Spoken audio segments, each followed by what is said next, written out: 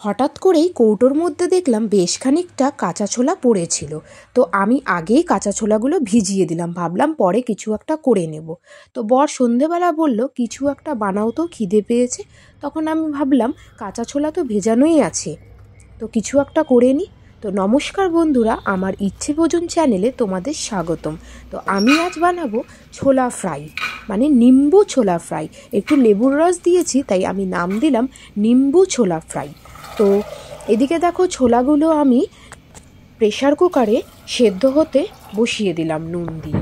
তারপরে সেদ্ধ হওয়ার পরে আমি পেঁয়াজগুলোকে কুচি কুচি করে কেটে দিচ্ছি। পেঁয়াজ কুচি করে নিচ্ছি, এদিকে টমেটো একটা কুচি করে নিচ্ছি, লঙ্কা কুচি করে নিচ্ছি, আর একটা মশলা বানিয়ে নেব। সেই মশলাতে আছে রসুন, আদা, গোটা জিরে, গোটা ধনে।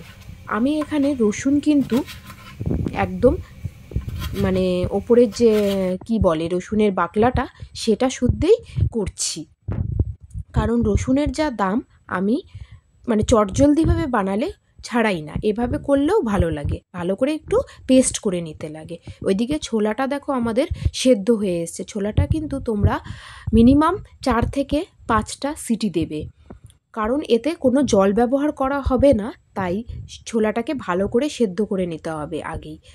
কড়াইতে সামান্য একটু চিনি দিয়ে দিয়েছি, লাল ভাবটা আসবে। জিরে ফোড়ন দিয়ে আমি এখানে পেঁয়াজ কুচিটা দিয়ে ভালো করে ব্রাউন করে একটু ভেজে নিতে হবে। তারপরে যে মশলাটা করেছিলাম সেই মশলাটা দিয়ে নুন হলুদ দিয়ে ভালো করে মশলাটা কষিয়ে নিতে হবে। এই কড়াইটা আমার নতুন ছিল, তাই মশলাগুলো নিচে লেগে যাচ্ছিল।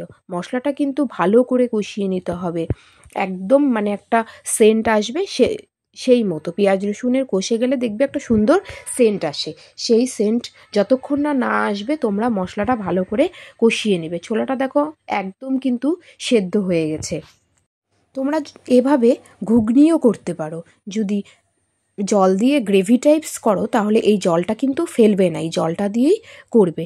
এই দেখো মশলা কিন্তু একদম ভাজা ভাজা হয়ে এসছে, নিচে বারবার লেগে যাচ্ছিল কারণ কড়াইটা নতুন ছিল বললামই। তারপরে মশলাটা কষে আসার পরে টমেটো কুচি দিয়ে দিলাম। টমেটো কুচি দিয়ে আবার নাড়াচাড়া করে নেওয়ার পরে ওপর থেকে আমি কাঁচা লঙ্কা কুচি দিচ্ছি। এর মধ্যে আমি কোনো লঙ্কা বাটা বা লাল লঙ্কার গুঁড়ো ব্যবহার করছি না, তোমরা চাইলে করতে পারো। আমি চটজলদিভাবে বানাচ্ছি, তো এইভাবে ছোলা ফ্রাই করলে কুচি কুচি করে সব দিলেই ভালো লাগে। মশলাটা আমার একদম কষে এসছে, মানে কষে গিয়েছে। কষার পরে আমি ছোলাটা দিয়ে ভালোভাবে নাড়াচাড়া করে নেওয়ার পরে ওপর থেকে আমি বেশ খানিকটা আবারও পেঁয়াজ কুচি আর রসুন কুচি দিয়ে দিচ্ছি। এটা তোমরা দিতেও পারো, না দিতেও পারো, আমি দিই, এর সেন্টটা খুব ভালো লাগে। আর পেঁয়াজের যে জলটা আছে ওই দিয়েই ছোলাটা সেদ্ধ হয়ে যায়। ওপর থেকে ঢাকা চাপা দিয়ে দিলাম। তারপরে 2-3টে কাঁচা লঙ্কা মাঝখান থেকে ফেরে দিয়ে দিলাম। এই কাঁচা লঙ্কার সেন্টটাও কিন্তু খুব ভালো লাগে, তোমরা অবশ্যই দেবে। এর মধ্যে দেখো ওপর থেকে আমি আবারও টমেটো কেচাপ দিয়ে দিয়েছি। তোমরা অপশনাল, দিতেও পারো, না দিতেও পারো।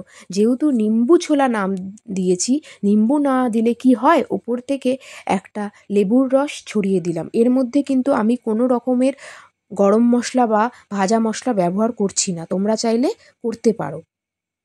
এইদিকে আমাদের ছোলা ফ্রাই একদম রেডি। খুব ভালো হয়েছিল খেতে, তোমরা বাড়িতে অবশ্যই ট্রাই করো, দারুণ লাগবে। আজকের মতো টাটা, আবার অন্য কোনো ভিডিও নিয়ে হাজির হব।